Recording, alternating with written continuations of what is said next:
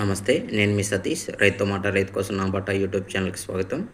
ఈరోజు మనం తెలుసుకోబోయే టాపిక్ బయో పెస్టిసైడ్ అండి. రైతులు ఎక్కువగా బయో పెస్టిసైడ్ అంటే అవి కొట్టడం వల్ల బాగా గ్రోత్ వస్తాయి.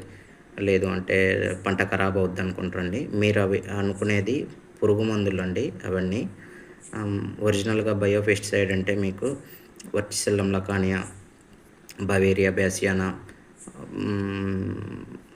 మెటారైజం, లేదంటే ట్రైకోడెర్మా, సూడోమోనాస్, పెస్లోసిస్, లలాసియాన్, బ్యాసిల్లస్ తురోంజియోసిస్ ఇలా ఉంటాయండి ఇవి.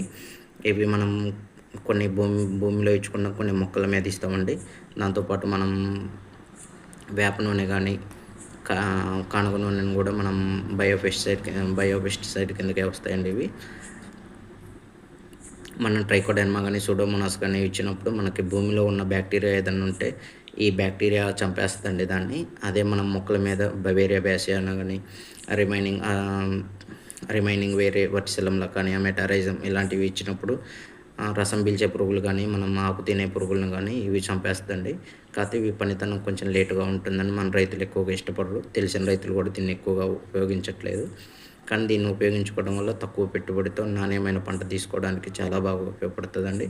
కాబట్టి రైతులు చూసి వాడుకోవటం చాలా మంచిది ఇవి.